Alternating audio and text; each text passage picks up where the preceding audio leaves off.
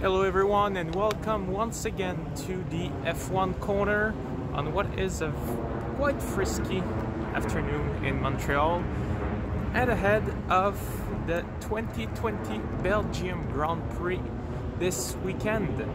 This Grand Prix will sadly mark the 1 year of the death of Antoine Hubert in a very tragic accident last year in Formula 2, but also marked the first victory of Charles Leclerc 1 year ago. But before we get into the Grand Prix itself, I think we should get into the news since the last race in Barcelona, starting with the announcement of the last 4 races of the 2020 Formula 1 calendar. Some of them I think will be very happy. We are going, so after Portugal, after Imola at the end of November, at the end of October, I should say, we are going to Turkey for the first time since 2011. Then we are going to Bahrain twice. Will it be the same track or different configuration? I don't know.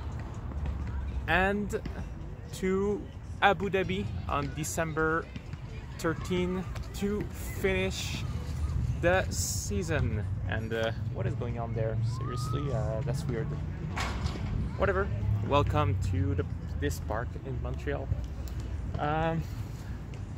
No, let's have a bit of fun.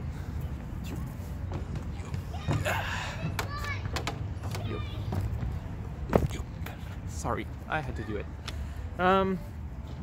Yeah, so we are going back to Turkey for the first time since 2011. It's an iconic track that everyone loves. Probably one of the best, if not the best, track designed by our man Tilk. And everyone here who saw that race in the past will remember Turkey for its infamous turn 8. 4 apex, almost flat out turn that everyone loves. Is just crazy. It has room for great races.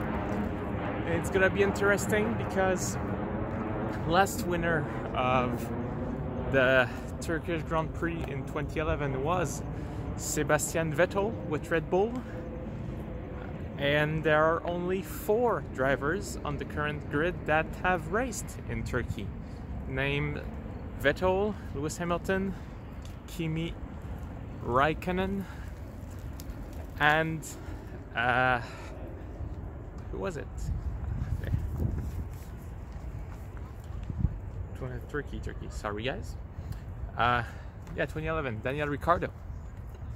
So it's gonna be fun for the teams going there with close to no data, since it was still the V8 engine era. And it's just yeah, with Bahrain twice and Abu Dhabi, this season will wrap up 17 races. And then other big news since the last 2 weeks: the selling of William to Dorilton Capitals. I've made a whole video about that you can check on my channel, but quickly, the Williams team was sold to an American company in order to get more money and try to keep the team alive.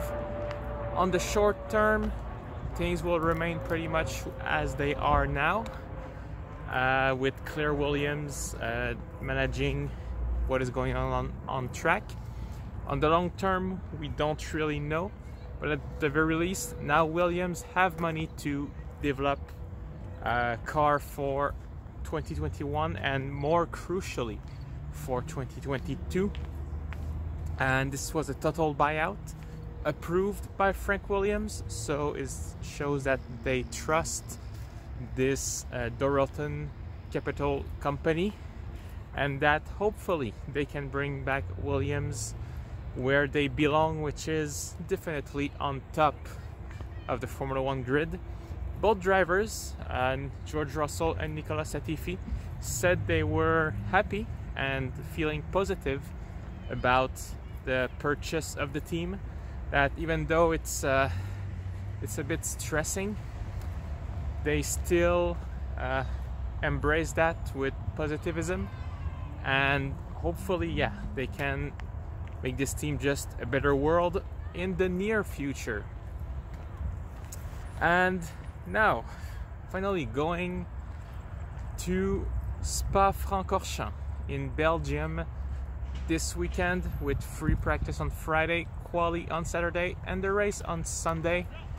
Press conferences were happening today. We already talked about Williams, who yeah, are happy that now they have money, and we can finish quickly on them, saying that George Russell felt that Barcelona was a turning point for Williams this year. They felt that finally the team is going somewhere, and he was happy with his race even though he finished far off the pace, and that from there on, yeah, it's game on. Come on, Williams, and it's only gonna get better from now on.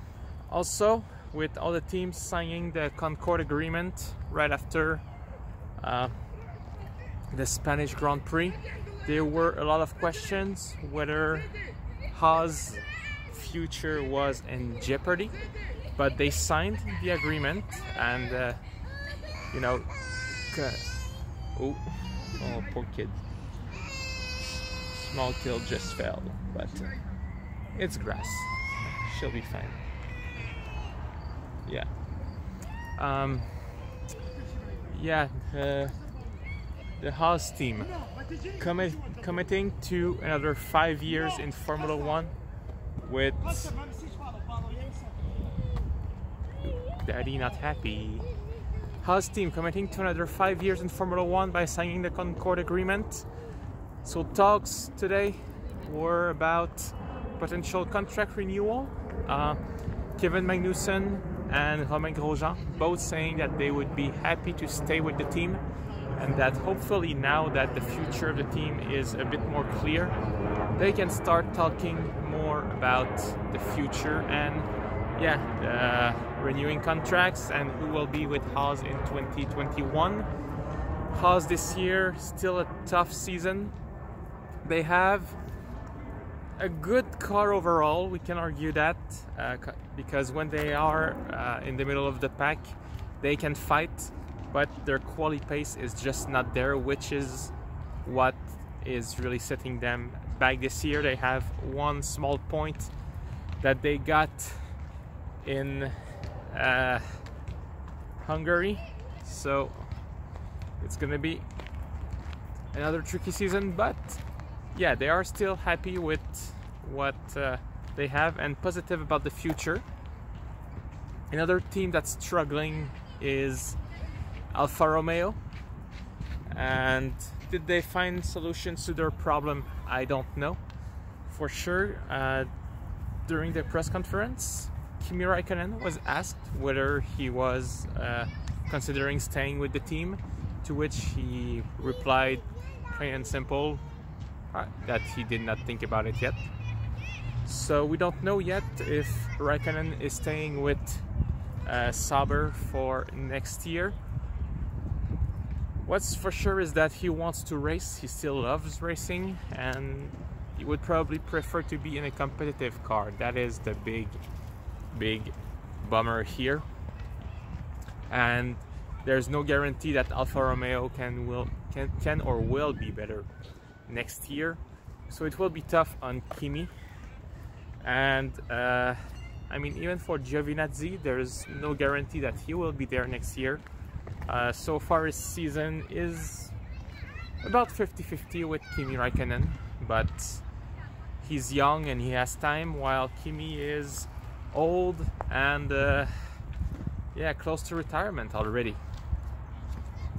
So can they pull something pull a rabbit out of the hat in Belgium. We will see. Who else do we have here? Let's talk also about Renault and Racing Point. Renault announced that they wish to actually withdraw the appeal against Racing Point's sentence and to try to disqualify them,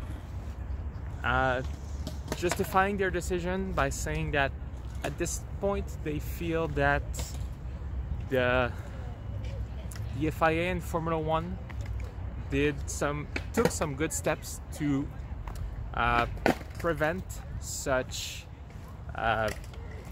sporting misconduct, if you want to call it that way, in the future, and that the controversy should now be put behind.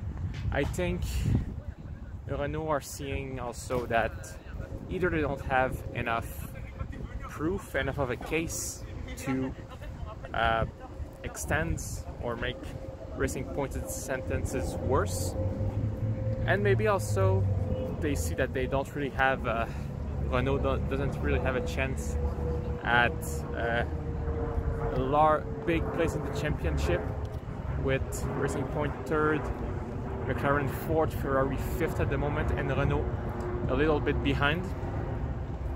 So maybe they're just trying already to focus on next year instead of just putting all their efforts on 2020 and losing time. As for Racing Point, of course they will be happy, but now it leaves the question about what will Ferrari do, because Ferrari is still officially appealing on Racing Point, and they have some interest, something to gain there, because Ferrari right now is fifth in the championship, but only 2 points behind Racing Point, with the 15-point penalty that they got a few weeks ago. And of course, when you have the same money as Ferrari does, you can just go all out and not really care. So that's a story that we will have to follow. One thing's for sure, going to Spa, Ferrari will be on the back foot, because this is a track where your engine is going full throttle 70% of the time, and we know the Ferrari engine is not great this year, so it's going to be tricky. Racing Point historically have been good at Spa, but have a Mercedes copy which has not won in Belgium for the last 2 years. And will it impede them? I don't think that it will really change that much, but historically the team have been good there, and they will try to keep going on that score. Sergio Perez looking really adamant that he is not leaving the team at the end of the season. Remember, a few weeks ago there was some talk that maybe Vettel would be going at Racing Point next year, and the big talk was that of course it would be Perez that would leave the team for Vettel, but you hear Sergio speak more and more at every race, and it seems to be more and more likely that the driver lineup for Racing Point will stay the same, or at the very least Perez will not be leaving for another team. He confirmed that he had no talk whatsoever with other teams recently, so it's looking good for him, and he's in a good team that now has money. He can only improve from there, and we know that he is a great driver. Right now 8th in the championship, but only also 8 points behind teammate Lance Stroll, and that's counting that he missed 2 races, otherwise he would likely be in front of his teammate. So good job Sergio, and good luck. Speaking of Lance Stroll, said that for this race, for every point he score, we'll be giving $1,800 to the California firefighters to help them fight wildfires. We know that right now in California it is wildfire season and they are struggling. A lot of people losing their home. Of course, also the ecosystem, animals, trees, plants getting destroyed. So Lance Stroll thought of this nice gesture. For every point he scored this weekend, $1,800 going to California fire departments. Who else do we have on our list? Can talk a little bit about Red Bull. This Belgium Grand Prix will also mark the beginning of Alex Albon at Red Bull last year, so the first track at which you will have raced twice, if you don't count all those tracks that we've been twice this year so far. So yeah, he is coming back. Last year, stunning start with Red Bull finishing 5th at the Belgian Grand Prix, and we'll try to do the same this year, even better. I think he can fight for a podium. He's got the car for it, so there's no reason why not. Currently sitting 5th in the championship with 40 points, right behind Lance Stroll, which has the same amount of points. Albon will be looking at making his reputation finally. I think Red Bull is being patient, but their patience has its limit. We've seen it many times in the past, and right now Pierre Gasly is performing extraordinarily really well at Toro Rosso, AlphaTauri, showing that just why they took Gasly before Albon a few years ago. But now it's time to show what he can. Verstappen also happy to go to Belgium, and even happily surprised arriving there that he is 2nd in the championship in front of Valtteri Bottas. Never expected to be there after seeing the performance of the Mercedes at the beginning of the season, but yes, with everything that's happened so far, Verstappen 2nd in the championship, the team Red Bull 2nd in the constructors, quite far behind Red Bull. I mean, Hamilton wants to say there's still a fight, but I don't think there is. And Red Bull, yeah, looking for a race. It's a track that is not the best one for them, because it's even though there are tricky corners with the Honda engine that is not that powerful, I don't think they will be able to fight for a win. But they are the 2nd best team at the moment, so there's no question that yes, they are podium contenders. And do we have anything else? Well, we can talk a little bit about Mercedes, but there's not much to say. They arrived there with winning ambitions. They did not win in Belgium for the last 2 years. Last year was Charles Leclerc. And yeah, they are looking forward for redemption and just getting this win. And will it be easy or not? Tough to say, because we know the tire issue that they had in Silverstone. This is something that could happen also in Belgium. There was a theory from one of the Formula 1 commentators that maybe the Mercedes is just too fast for the tires, period. That the stress that the car is putting on those tires with the speed that they have is just too much. And going full speed 70% of the time, au rouge, le radillon, start of the lap, it's gonna be crazy, the loads on those tires, especially considering that they are a step softer this weekend. It's gonna be just crazy. And also there are genuine chances of rain. The Spa Francorchamps circuit is in the mountains, and so temperature can change drastically by the minutes, but also the weather forecast predicts that there could be some rain on Saturday and high chances of rain on Sunday, which would make for a great race. We know Hamilton is super good in the rain, but so is Max Verstappen. And if the rain can shuffle the cards a little bit, it's gonna make for a great race.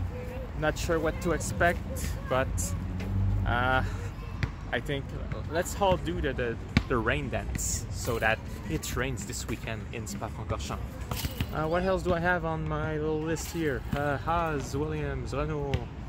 We talk, yeah, everyone will think obviously of Antoine Hubert, who died here a year ago. Very sad. Pierre Gasly was pretty emotional when he got at the track this week and just paid a little homage to his old friend. And I'm gonna end it on this, guys. Please like and subscribe, tell me what you think, leave a comment, and I will see you again after the free practice session on Friday. As for me right now, I think I'm gonna go play some Formula 1 game on my PlayStation. So take care, guys, and see you.